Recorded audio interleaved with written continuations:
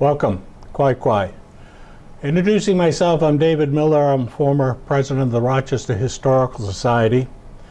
And I got into this project on Native Americans in Rochester and in the Piscataqua River Watershed back a couple of years ago when I had to give a talk at the Historical Society. A person once mentioned to me that in a park in Rochester along the Piscataqua River, during the 1938 hurricane, a number of the trees fell over and they resurrected a large collection of mullet shells. Now these were, we believe, as a result of native peoples gathering up the shell food and eating it and disposing it there in one of their encampments. So I asked myself, well, who were these people and where did they come from? So my goal here is to try and separate fact from fiction, that is our, as we proceed here. I've entitled this project, Who Are the Native People That Lived in the Piscataqua Watershed in Pre-Contact Times Before 1600? The key date here is 1600. In 1618, 95% of the native people were dead from the Piscataqua River to Cape Cod. A massive epidemic, influenza. One is not sure exactly what was the cause of the die-off, but it was believed to be brought into this area by the European explorers and or fishermen along the coast of New England and Maine. So you want to think about that. Out of 100 villagers or an encampment of 100 people, you might have had 5 survivors. So we choose 1600 because that was before the mass die-off. Okay, as it says here, this historian reporting Thomas Morton back in the early Puritan period writes, by contrast-wise, in short time, after the hand of God fell heavily upon them, with such a mortal stroke that they died on heaps as they lay in their homes. And the living, they were able to shift for themselves, would run away and let them die, and let their carcasses lie above the ground without burial. For in a place where many inhabited, there has been but one left alive to tell what became of the rest. The living being, as it seemed, not able to bury the dead, they were left for crows, kikes, and varmint to prey upon, and the bones and skulls upon the several places of their habitations made such a spectacle after my coming into these parts, that as I traveled into the forest near Massachusetts, it seemed to me a new Golgotha. He was a counterpart to Cotton Mather in his writings of the Puritans, but he provided a more honest assessment of what he saw. So what we're going to try to do here is to determine what were the known knowns. That is things that we know. There are the known unknowns. That is to say, there are things we know but we don't know. But there are also unknown unknowns. There are things we don't know, we don't know. This is a quote from Donald Rumsfeld when he was dealing with the war in Iraq and what was available for evidence to conduct that war. But it also applies here. Because of the massive die-off, there was not much of an oral history left to be passed on to the settlers that soon arrived in this area. So what we have here, upon encountering indigenous communities, Europeans identified them based on the location where they met. Their names did not reflect how the indigenous communities recognized or referred to themselves. They misnaming diminished the complexity of these interrelated communities. Consequently, in different accounts, specific tribal names were often varied as settlers generated them based upon location and not descent. As we interpret the history of New England, which was exclusively written by colonists, we must consider that the indigenous peoples are not necessarily identified or depicted accurately. Here is two contemporary museum presentations of what a Native American looked like in the early 1600s. The one on the left is in Kittery Museum. The one on the right is the Libby Museum up in Lake Winnipesaukee. Also, you have these presentations on monuments and statues, such as up at the Weirs, where two Native Americans guided the first white people up to do a survey of the Merrimack River and its origins, and they came upon the beginnings of the Winnipesaukee River at Lake Winnipesaukee. A monument was put up in 1892 and it became referred to as Captain Jack's statue. Now, a historical revision took place in 2015 when a new statue was put up, and Robert Morton was the sculptor, to try to be more accurate historically as to what the Native people look like. This site was important because there was found a rock there that was turned over, and it was engraved with initials of the explorers. However, it was the white explorers whose names appeared there, and the reference to the governor of Massachusetts. The two native guides were not referred to, even though their names were historically recorded in the government documents of Massachusetts. This, however, is the earliest image that we have of what a Native American looked like as it appeared in Champaign's collections and through his sketches here. And of course, it is handed down early that they tended to appear most of the time naked and in what they look like. A couple of quotes from histories written back early in the early days. Here's one from Rochester. We know nothing of the past history of Rochester. The names Squattamagonnick and Kachika would be sufficient proof that the Indians dwelt here before them, among which they dwelt. And the river fell in other places which they frequented for hunting and fishing. The names they gave to the falls and other remarkable places are often applied not only to the rivers but the towns and villages upon their banks. Thus, Gonnick was abbreviation for Squattamagonnick in Rochester. In Dover, we had been favored by a gentleman of this town who had paid significant attention to the subjects which the Indian names of these streams were made up for the Piscataqua River. The Indian antiquities are rapidly disappearing, and it seems to be a unique duty of American scholars to preserve their remains. It's interesting, as an aside here, that there's been no archaeological digs done within the community of Dover to identify which was probably one of the largest native settlements there. This is the first and most accurate map done of the New England seacoast, and it was done by John Smith.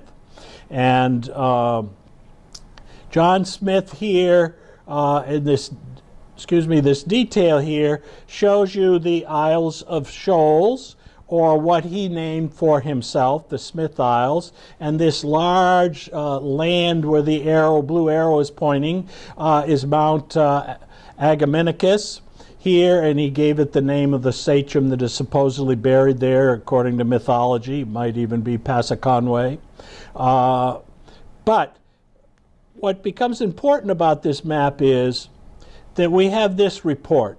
We know that the Algonquin place names had originally been collected by Smith during the exploration, and that resulted in his Indian names being later published in his book. But once back in England, the name on the draft map were subject to an art of intellectual appropriation when the Indian names were struck from the map and replaced with English substitutes. Smith himself told how a fair drawing of the map was presented to our, quote, most gracious King Charles, then Prince of Wales. Dismissing the Indians with contemptuous arrogance, Smith continued to address the king, quote, I here present your majesty the description in a map, but my humble suit is you would please to change these barbaric names for such English as prosperity may say. Prince Charles was their godfather. So the histories, once the Europeans began to arrive, immediately began to be erased. That brings us to the Piscataqua River Watershed. First of all, we need to recognize the physical lay of the land here. This is really a drowned valley created by the glaciers as they retreated back and forth over this land over thousands of years back during the Ice Age, and to appear eventually around 14,000 years ago, and soon habitation began to come into the area. And on it you can see the various rivers that became important in this area. You have the Piscataqua, you have the Bellamy, the Oyster River, you have the Lamprey River, the Squattamagontic River, and the Salmon Falls River. However, when you ask the question, what once the Ice Age disappeared became the leading factor in controlling the landscape, it's this fellow, the beaver. Here's a map of Newmarket showing prime wetlands. The blue area here would have been easily dammed up by beavers, providing an important source of habitation for many animals and fishes and reptiles. Here is what it looks like today if you went out looking for a small beaver pond. Of course, they're fairly very limited in their range, and as soon as they begin to build something, the road crews come along and destroy the dams. But in the picture at the bottom, they're hard to see, and you can't really see them, but there were several ducks swimming around in this beaver-made pond. So what was available here to the in the local habitat for a mutual habitation? The Hunts Island site at Seabrook, which has been is one of the early sites excavated here in New Hampshire, you found this following fauna identification: Canadian goose, great auk, a bird that has since been wiped off the map by the European hunters and fishermen. Clams, sea clams, quahogs, snails, seal, beaver, deer, fox, lynx, etc. Also fish, cod, and the turtle. And the turtle, of course, would be very apt to be found in these ponds. So all of this is foods that were available to the native people when they arrived here, and they made use of, because these are the actual remains that were found there. What was this area, and who inhabited it? The Abbey Museum map refers to it as the Wabanaki land. Here were four major Indian groups: the Algonquin, the Abenakis, the Penobscot, the Melseek, and the Micmac cultures, which were all within the Algonquin family of languages. In other words, the people in this whole area that you see on this map all spoke a similar dialect of Algonquin, which was true for most of the eastern woodlands as far as the Great Lakes. So the background to today's theory of human relationships in the Dawnland is, first of all, archaeologists and historians come to label this area that extends all the way from the Maritimes down to Florida as the eastern woodlands, both south and north. And within this is the Algonquin language group that we just referred to, within the, which was spoken within the Wabanaki territory that includes this immediate area. Here would have been located the Abenaki people. Now, historians tend to say that there was a western and eastern group, and others have said there was also a central group. We would be located in the central group area, as we'll see in maps further along here. This would be the Piscataqua Band territory that we are in here in the Piscataqua River Watershed. And you can have examples there of extended families, such as a village on what becomes the Lamprey River. Within the villages, there would be nuclear families and single males and females.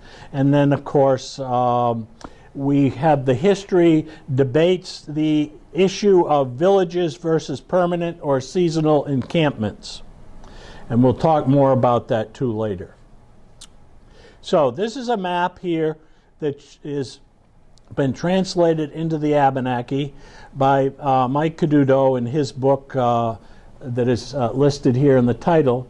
And it's down in the lower part here where we are here, and scattered throughout are these what would be considered major settlement areas up along the Merrimack River, up the Piscataqua, and up the Saco from up into the White Mountains. This is one of the earliest maps that we have of this area, done in 1665. And you'll note at the top there where the arrow is, there's a reference to an Indian town being present in the area. And then anything north of that was just viewed as wilderness or mountain areas. And of course, these images on this map here are European identified images. The second most important map that dates back to this period of time is this one here, and where you can see over on the right-hand side a reference to a large swamp of white pine burnt by the Indians. So it was a common practice of the native peoples to burn the land. The trees remain, but it also encourages the growth of berries and food for the deer and elk, etc. But one French trapper remarked that you could ride a horse through the forest in Maine because of the maintenance of the forest by the native peoples. One of the big questions here we got is, how many people lived here? If you go down through the histories as I did, trying to figure that out, most of the people were making wild guesses. But I did come across in this particular book, in The Changes in the Land, Indian Colonists and the Ecology of New England, an attempt to identify how much would the land support. So we have the Piscataqua River Watershed covering roughly 1,500 square miles. The author determined you need 100 square miles to support 367 people in extended families. Doing the math, we estimate that 6,000 people could have lived in the watershed in pre-contact time. So let's go back to these terms: family, extended family, band, and add the fourth term, village. In the yearly cycle, the band would gather in the village. It's estimated that the band would be about 200 to 300 members, consisting of 20 to 30 extended families. So going forward and doing the math, we can extrapolate that there are about 20 to 30 villages in the Piscataqua River Watershed, each with 50 to 75 square miles allotted to them. So, in my research, I generated this map, in which I went through all the local histories of the area that were mostly written back in the late 1800s, and identified, and you can see the red labels there on the map. Those are village locations that I was able to identify on the Piscataqua River Watershed. Oddly enough, the mathematics comes out just about on the dot. That when you count up those red village names, you come up with about 25. So, going further here, another historian quotes, the coastal Algonquins had a family-based band organization rather than clans, and their settlement and land patterns were tied to assigned riverlet and estuary family subsistence areas. So if you go back to this map here, the people that lived in these villages by 1600, we're also going to see that they were agricultural, weren't in what many histories would say they would come to the coast in the summertime and fish and hunt down here, and then they would retreat to the woods in the wintertime. My theory is that would have been impossible due to the fact that the bands would have been territorial in protecting their areas, and they wouldn't have all been able to retreat further north, because if you go back to the map that we had before, that whole area is also occupied by native peoples. So they were pretty much settled into this area by 1600. This is believed, again going back to Champlain, this is the first historical sketch of what an Indian village looked like. And you can see some huts in there. You can also see some cornfields labeled, and you can see some warriors on the side, and they are again located along a stream or river and on the shore. Now, what did a typical village look like? This is an artist's rendering. You can base it off what you have appearing here in this original map. All right, and you have the wigwams and the longhouse and a dugout canoe. Now, the yearly cycle was measured by the seasons and the 13-moon cycle. So did the men move with the seasons, as some say? Well, my theory is they didn't.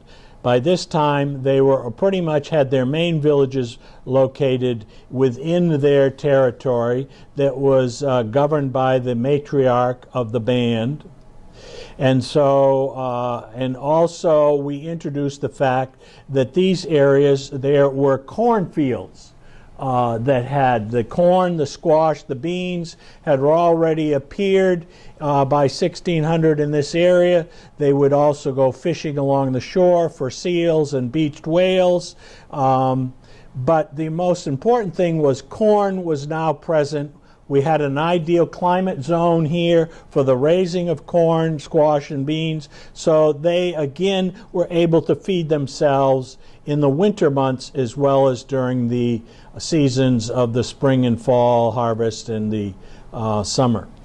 Corn was important here. Now, how do we know there was corn here? Because in the deeds, you will see reference to old Indian corn grounds.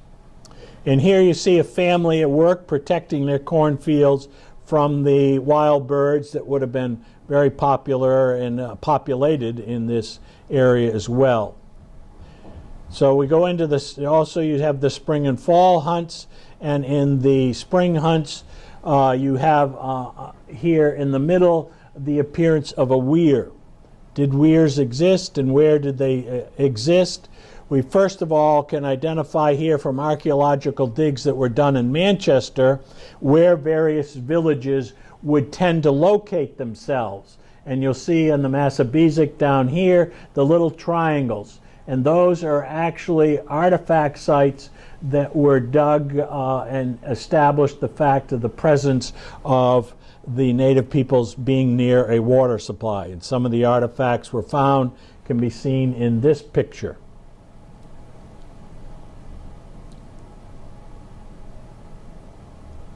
These are some of the more ornate ones that were found up on the Winnipesaukee River by the Proctor family back in the 1930s. This collection is currently up at Dartmouth. One of the important things for the spring season as well as the fall season was the fish runs. And of course the fishermen had their tools for catching eels, sturgeon, salmon, and shad, which would run up and down the rivers. And they have been found in this here over in Swansea, a fish dam where a series of rocks have been put across the stream to channel the fish into the direct flow of the stream so that it would be easier to catch them in a central point. Here's another picture of one that was found in Proctor's Point here, and of course the big fall run was the shad coming out of the lakes into the rivers, such as the Merrimack. Typical village scene, again, an artist rendering would show the manufacture of the birch bark canoe and the wigwams covered with either animal skins, but more likely with bark from elk or birch. One would guess, well, yes, we know we had birch bark canoes, and they've been handed down to us from the native peoples, but also here's the remains of a dugout that was found up in around Lake Winnipesaukee. There's actually two parts of two dugouts here. This is a winter scene. an artist rendering. Gathering the hunt, the snowshoes, of course, get handed down. So the theory that I present is that the Piscataqua River native peoples didn't have any place to go by 1600, because in this enlargement of the map I showed earlier, you can see in the purple area what would have been their territory, their 1,500 square miles. So they aren't going to be able to go to their neighbors up around Winnipesaukee or over to the Saco or up to Ossipee or over to the Merrimack to go hunting, because there's already somebody over there and being protective of their territory. It was one of the common points of dispute. So why was the Piscataqua River Basin paradise? The major variable was this was a microclimate. It was suitable for year-round habitation. Those living south of the Kennebunk River become agriculturalists and fishers, growing the corn and beans and squash that I spoke about, so they could bury that in the wintertime. The fact that the pilgrims, when they arrived in December in 1620 at Cape Cod, when they went ashore, they were nearing starvation after 2 months on the boat, and they luckily came across several buried stores of corn, which they stole and took on board to feed themselves. So that's further evidence of the growth of corn. Access to the ocean year-round gave them food from the sea, in the form of fish, shellfish, seals, seabirds. The dependence on winter mammal and bird hunting was reduced. Of course, bird hunting on the ponds created by the beavers. We had massive flights of Canadian geese, ducks, passenger pigeons, which were eventually wiped out by the whites. So, and they promoted plant diversity by clearing through burning. The result was that people could sustain a large and healthy population because they had a limited disease factor too within their midst. How did I get to that? So we come to the 1600s, and out off the shore the native peoples are looking out, and what do they see but this floating island, as they referred to it, driven by white clouds, and they wonder what was going to come their way. Of course, these are romanticized interpretation and artwork, but from the late 1400s up until 1620, when the Pilgrims arrived, there was frequent European movement along the shores as they came over to fish the cod. There was reports that 150 vessels in the late 1500s were lined up along the shores of Newfoundland. So we know that this is a well-settled land, bountiful in natural and human resources, and modified by 14,000 years of existence. Then,